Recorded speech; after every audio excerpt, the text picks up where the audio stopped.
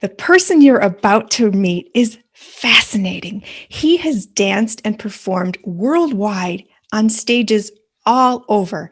And then he retired from his amazing international career as a dancer to go to journalism school and pursue writing. And now he merges the very robust and rich experiences he's had as a dancer in his writing. And he's one of the short story winners. See, it's so exciting. The bells are going off. Dr. Kendall Klym is an amazing writer who won the short story contest here at Two Sisters Writing and Publishing. And I'm so excited he's coming to us live from the forest of Connecticut in the beautiful majesty of Mother Nature. Welcome, Kendall. Thank you so much. I really appreciate your accepting my story, and I'm humbled by your interest in me and in my work. I'm just blown away. When I read your bio, I'm like, oh my gosh, you went to New York. Your father drove you hours every day to go study dance in New York while you were growing up in Connecticut. That's such a beautiful commitment from your family. Your photos are gorgeous. I don't know how you can bend like that, but it's not remarkable. As much as I used to. And then you've become an award-winning writer, published in many publications, and then you submitted Diary in the Pandemic for our contest in 2020. So your story is very timely. And we are just so happy to welcome you to the Two Sisters Writing and Publishing Anthology Collection, which will be the 2020 version. So congratulations. Thank you so much. You're welcome. You're welcome. So can you talk about the tremendous transition you've made in your life? Because your very rich experience globally as a dancer certainly gave you lots of beautiful fodder for writing. Well, I would think so. I do feel like writing to me is a form of dance because I embody the experiences I've had. And those experiences aren't just being on stage or being a journalist and getting attacked by a gorilla when I was doing a story. Yes, for real. What? Austin, Texas, for the Austin American Statesman. Oh my goodness. It's a pygmy gorilla, and it only bit me, here, and here. And I did sort of duck. But so it's not just those experiences, but also it's reading. I think writers all need to read more. I need to read more. I'm one of those readers who has to read the same page over and over again just to take it in. And what I mean by embodying it is to it is to literally ingest another writer's work and relate it to my own life. Yes. And have a relationship with someone. I do prefer writers from other eras. So it's a relationship with someone I've never met, won't meet in this lifetime because the person's already dead. And I think that's one of the most fantastic things we can do with our lives is to read. Read other people's work. And so I'm humbled by that. And then I'm influenced by that as well as my own experiences. And I like to mix and match things that don't seem to mix and match. Ooh. I moved to New York at age 16 to train because traveling 6 hours a day, 4 days a week with my father driving me wasn't going to work through the entire high school experience. So I moved to New York, and New York was not for me. This is what I like. The trees, it's so beautiful. I don't know if you can hear the brook and the little waterfall behind me, but that's me. As well as beautiful. Agricultural lands. I like forests, hills, and agriculture. And there I am studying to train to be a ballet dancer. So it's dichotomies. And so what doesn't really mix and match? How can you really feel like an outcast, which is the title of my latest book that I just completed, we'll say the first draft of the whole thing, which has many drafts of 17 short stories. Wow. Of which Diary in a Pandemic is one of, but how not fitting in. What do we do with that? Well, I was the journalist who danced. So in journalism school, I wrote dance reviews. Wow. Arts reviews and news stories. I had to do obituaries as well. And so I have created a story that just won a couple months ago. It's not out yet. The Friction Fiction Contest. Ooh, I like that title. Prize. And it's Friction is the name of the publication / organization. And in that, I created an obituary called Obituary of an Outcast. Oh, my goodness. So, you know, it's this connection of dance. I have written Step Lightly, and I'll show you. This is the cover. Oh, that's so beautiful. That's the Tart First Fiction Award. So those are dance stories. So then I went and did my MFA and then my PhD at the University of Wales, Aberystwyth, in fiction writing. Started teaching on the university level, and here I am. Wow, what's your PhD in? It is in creative writing with a fiction concentration. Oh, my goodness. I do consider myself a formalist, so I take other forms, the obituary writing. That's not traditional fiction story writing. Diary in a Pandemic is a diary format, which incorporates journalism. Dancers seem to creep into my stories no matter what I focus on. Not this one really, but I love movement. It's how does a person move, and that sort of helps me build plot as well as character. I love it. I love it. And in your story, Diary in the Pandemic, it was very staccato, like not full sentences, very short, sometimes just one word, period. But that's how we journal. And some people journal, and it's like boom, boom, boom. And it's like sort of that mind jumping all over the place, sharing what you're thinking. It's really, really interesting to read. It's like a chronicle of what you're going through, or the characters going through during the pandemic and with an illness, and talking about graphic details too. Like diarrhea. Yeah. Well, I mean, that's just it. I tell my students authenticity is really important. Yes. And you got to show people where it hurts. Ooh, yes, yes. You, the writer, and that's going to develop into characters who are not you, but have a part of you. And yes, I ended up ill at the beginning of the pandemic, the coronavirus pandemic, with a strep throat. How scary. I used for the first time ever telemedicine. The doctor said clindamycin. I didn't know that it causes acute colitis. And I did get that. And it was horrible. And I thought, am I going to go to a hospital? I can't go to a hospital.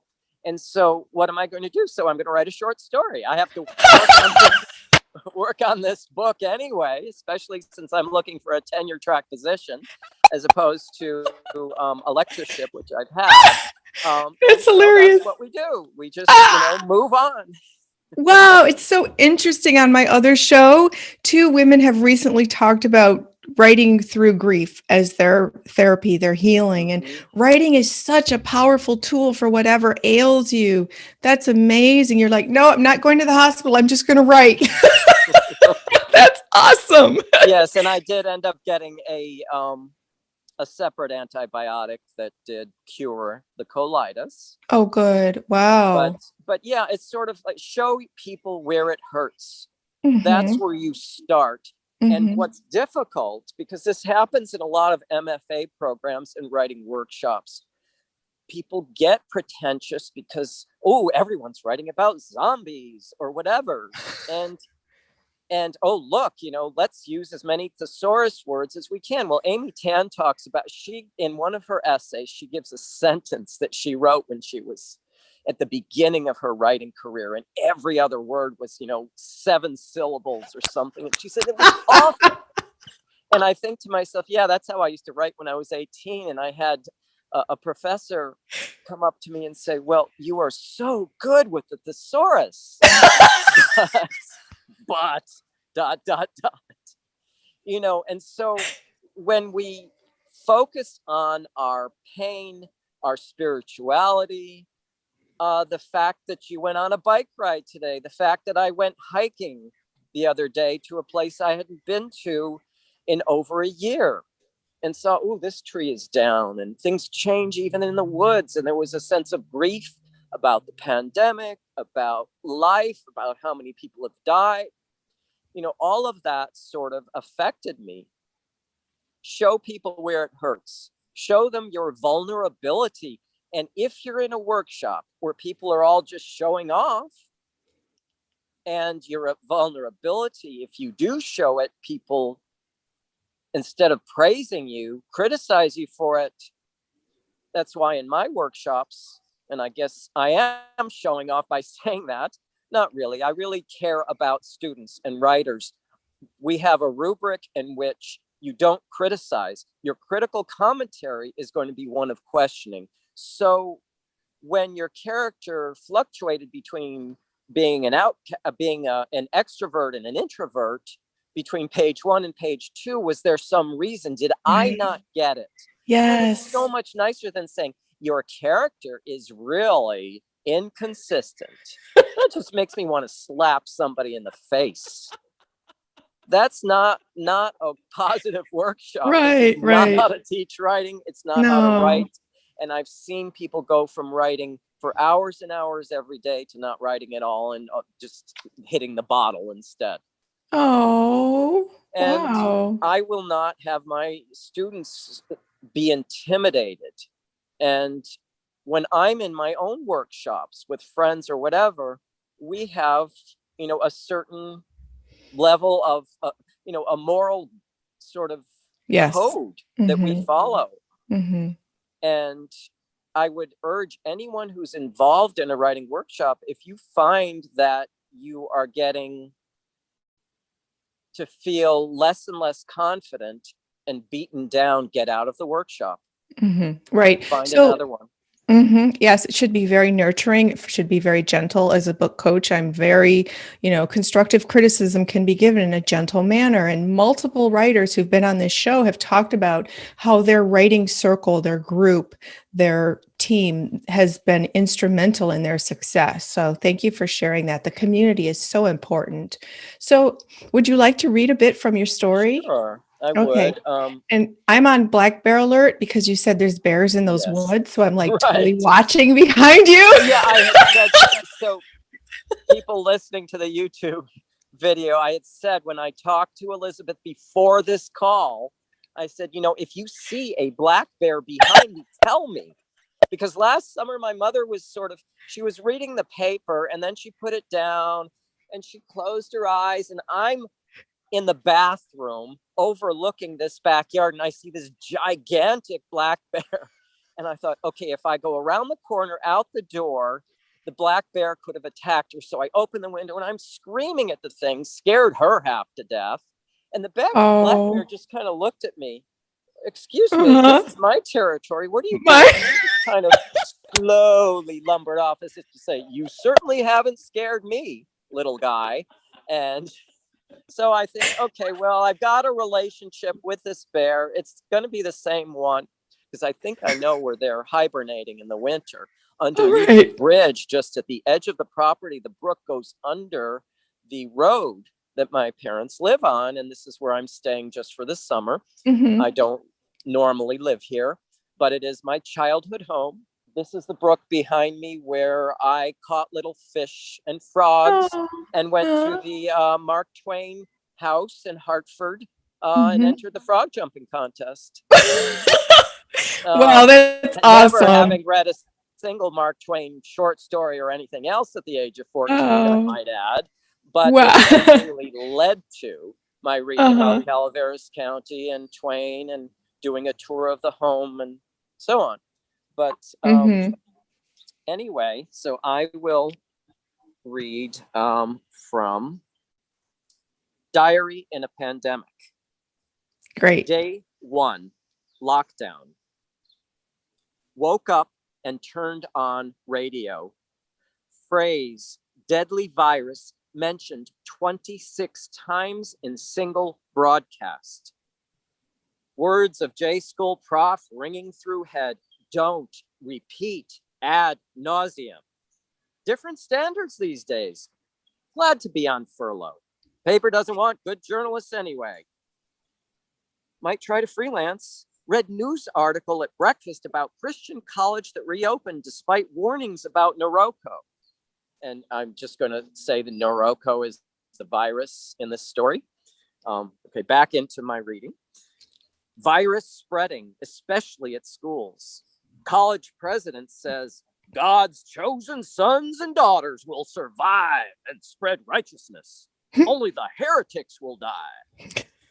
Article had 2 sentence fragments and 1 misspelled word. So much for grammar and spell check. Noroko has no known cure. Eggs taste funny. Throwing them down drain. Logged on to Facebook and saw a virus post that went viral. Somebody numbered letters of alphabet and matched numbers with letters of name of virus. 14 for N, 1 for A, and so on. Added them up and got 66. Added up number of letters in word Noroko and got 6. Bottom of post has number 666 scrawled in giant letters. Reminds me of claws on parakeet grandma had when I was a kid. Coffee tastes awful, pouring pot down sink. Mid-morning text from dentist saying office will be closed until further notice. Cleaning and x-rays postponed until August. Is it till, T-I-L-L, or apostrophe, T-I-L? Check AP style book. Brushed teeth twice, then flossed. Matched numbers with letters of name of toothpaste and got 565. Same number as the address of the dentist's office. Not true. Said that to be funny. Lame attempt at humor from single fat man with bald head and boring life. Took last digit off number and got 56. How did I become so old? Drank a Corona with lunch and felt like throwing up. Took a nap. Spent afternoon filing unemployment online. Ate a can of soup and watched old episode of Dick Van Dyke Show. Spoof of Invasion of the Body Snatchers or something like that. People eating walnuts laced with absorbatron, a chemical from the planet Twilo that causes humans to lose their thumbs and imaginations. Then Twiloites can take over their bodies. Great episode. Had half a cake for dessert. Now going to bed. Day 2, essential activity. Woke up to phone ringing. Great news, Lisa no longer out of a job. Walking dogs for essential workers. Good pay. Said nurses at PKC are on 20-hour shifts. Not enough people to handle patients with the virus. Invited me on a walk. Have to stand 6 feet apart. Government rules for social distancing. Met in commuter lot at 10. Felt tired. Walk was strange. Only 1 car on a normally busy street. Promised not to discuss Noroko and ended up talking about high school. 2 rejects not dancing at the prom. We were pathetic. Lisa looks good. Super fit with thick auburn hair. Not a strand of gray. Didn't say anything, but wish she'd find another partner or a steady boyfriend. Doesn't belong alone. Passed the dump, and Zinc and Copper started barking. Told Lisa she did a good job of picking the scenic route. Snapped at me like one of the dogs. Said residential streets with sidewalks are full of people with no intention of keeping their distance. Should have heard her. I don't know about you, but I am not getting sick. Dump smell. Fetid like rotting meat. Made me nauseated. Lisa said nausea is an unofficial symptom of the virus. Told her a compromised olfactory system is an equally unofficial symptom. Started to rain during the last 10 minutes of walk. Caught a chill. More than 500,000 dead worldwide from the virus. Hate the news. Great attitude for a journalist. Doctors offering free phone consultation to limit spread of virus. Might call tomorrow. Fatigued from fat to bone. Skipping dinner and going to bed early. Day 3, sick. Sore throat with purple stripe on uvula. Violent brush stroke. Abstract expressionist angry at the world. Teledoctor laughed at description, then said, strep. That's it. A single word from the exalted male medical professional. Transferred me back to receptionist, who asked about food and drug allergies. Gave her a long list. Surprised by the woman's patience. Liked her voice. Reminded me of Lisa, once upon a time, before her last breakup. What was it, the previous one? Antibiotics delivered for an extra $10. And I'll stop here. So wow, I love it. I love it. You're dealing with such grim information and it's hilarious. I love that so much. It's awesome. So cool.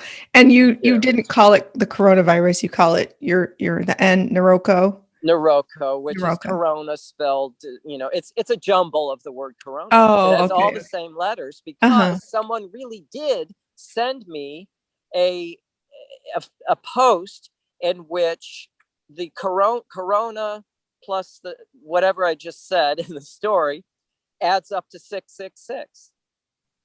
Well, really there's numerology is a thing, and it's a fascinating endeavor. And I took a workshop on Saturday where you can, every number has a letter associated with it. You can add them up and there's qualities associated. But anyway, fascinating, Kendall. So fun. So talk about your writing style, please. Do you write in the morning? Do you write in the evening? Do you write for 6 hours at once, or do you sit down for 15 minutes at a pop? What's your... Yes, and yes. Okay. Okay. So it depends. I mean, if I am teaching a 5-4 load of 135 students in a semester, those 15 minutes are golden. Yes. If I get them. When I'm not, I will work 6 to 8 hours, maybe more. But also this is a major part of my writing. And yes, it is now raining. But just lightly, and I'm sort of enjoying the experience. Okay. So yeah, if my hair gets kind of plastered down, we'll know that it's raining a little bit harder. Okay, is your phone safe? But yeah, it's fine. Okay. That said, experiencing life and what it has to offer, such as it starts raining during the middle of this Zoom call. How do I handle it? Well, I'm sort of hovering over the phone now so it doesn't get wet. If it starts to thunder, there's still blue skies. So I think the sun is out. Will pass. The sun is out, but I'm getting rained on. The phone seems okay. Goodness. But the idea of living life and always being on call as a writer.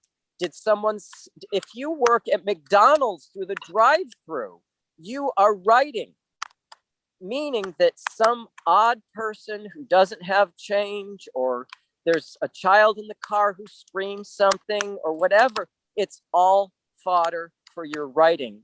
And if we look at Willa Cather and how she wants to strip away unnecessary description, look at the description that she uses as an expression of emotion. So wait a minute. Wait, I'm just stuck on writers are always on call. When I'm bike riding, I literally have this journal, like taking a walk, and I sit and I stop on the street and write because ideas are and you don't want to lose anything. I literally sleep with a notebook because if I wake up and a pen right. It's like, boom, you have to record it in the moment or it's just and gone. Wow, that's profound. Thank you for that. And write your dreams. They could turn into stories. Yes. Oh my gosh, this is wild. Okay, writers are always on call. Writers never retire because writers, it's just what we do. It's in our blood. It's what we have to do. So, okay, wow. So you have different rhythms. And how do you describe your work? How do you describe yourself? My work is odd, and so am I. I mean, I'm a ballet dancer who doesn't like New York. Cities are not, I love them when I go and visit, but I'm a wannabe farmer. I love gardening. let's see. I mean, I'm odd. And I had when I was teaching in Georgia, I had an annual review in which my supervisor said, Kendall, these students in this class and that class and that class and all 5 are calling you odd. I don't want you to change. And that was a turning point for me. And so why do I have a book titled Outcast? Well, I'm celebrating being an outcast. People who are, I think we're at a time in this country when that's what we're doing. We're looking at the act of casting out and calling people to task for casting out. And that casting out can be physical casting out. I mean, are we not casting out people when someone kills another person? That's a form of casting out. It's an extreme form. And it's a form that we're now saying, well, wait a second. You know, this killing is bad, but this type of killing in which you are choosing someone who is an outcast for whatever reason you choose because you're in the in group, that's not okay. And so I think that's what's going on now. And I am going to put my computer under the table so it doesn't get rained on. Oh, good. One moment while good. Sure, I'll just stay on bear patrol over here. There's like a clicking sound. Is that rain dropping? That's rain dropping, yes. Wow. Wow. Wow, fascinating. But this is a new experience for me. I'm sure I'll write about it. I do have a memoir in me somewhere. So wonderful. Yes, you must. You have such a fascinating life. So, but, okay, writing a memoir. So I'll just talk about my own life in response to that and saying, okay, so how as a white male do I, from the 06117 privileged zip code in West Hartford, Connecticut, with, you know, Renbrook School up there, where I was the biggest outcast as up through from 6th to 8th grade, the time that I was there, and not treated well by teachers either, because I was not from certain families, one of which produced a president, and I'm not going to name which president, but we can put Connecticut, Maine, and Texas together, and you can figure out which one. So anyway, you know, I was an outcast there. How do we take being someone who is not favored and look at others who are not perhaps not favored even more because of their skin color, because of their background, because of a lack of money, technology, whatever it may be, and reach out? So those who are privileged in one way versus not, I think LGBT people, of which I identify with, I can say I have both privilege and lack of privilege as a white male who identifies as LGBT. I see myself as a liaison between the privileged world and the not so privileged world. Wow. If you look at the work of Ocean Vuong, who wrote a tremendous poetry, several poetry collections, and now I'm trying to figure out the title of his first novel on life on Earth. We're briefly gorgeous. It's a long title. I'll get it. I'll eventually get it. As I express my vulnerability of not being able to remember titles. On Earth, we are briefly gorgeous. I got it. So now I can sleep tonight and realize that I eventually got the title. And he grew up 6 miles from this bucolic setting in an extremely underprivileged, crime-ridden area in which, you know, mostly minority families doing poorly. So when I read his work and I see him writing about Connecticut privilege and lack of privilege, and knowing that I grew up so close, but my background was so different. I mean, I was sent to, I had voice and diction, ballet school, you name it, singing, piano. Parents were not wealthy, but let's face it, I have parents at my age who are 92 and 93. They waited. Wow. They moved here, saved up money, and just showered their son with privilege. And he ended up an outcast anyway. Yet I can relate to people who lack privilege, and as an educator and as a human being, I can support people across the world who are not treated well for whatever purpose. That's beautiful. Well, thank you. I have a short story that looks at what happened in Canada during World War I, which is very interesting. People, because of Germany and such, people who were blonde, blue-eyed, with very light white skin were sent to camps. Especially women who did Scandinavian braids over their ears and over their head and such. A lot of the people, they weren't even German, they were Finnish, especially Finnish and Swedish, you name it. Wow. So that just shows you that anybody, depending on who's doing what and what the political climate is, can be discriminated against based on skin color, ethnicity, and so on. Therefore, no one should be doing it. That's what I try to. So I am political in my stories. I love that. That's beautiful. And that you're teaching people to give voice to their stories and their messages that can help us all.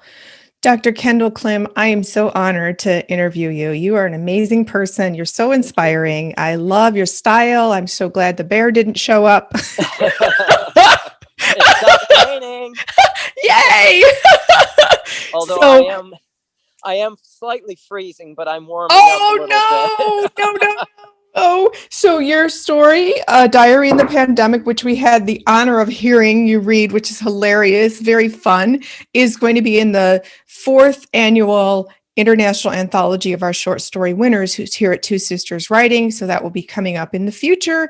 And meanwhile, we're so grateful that you contributed. Keep contributing your stories. I hope you write your memoir because your story is phenomenal. And thank you for joining me here on Writer Talks. Thank you so much. I appreciate it. You're welcome.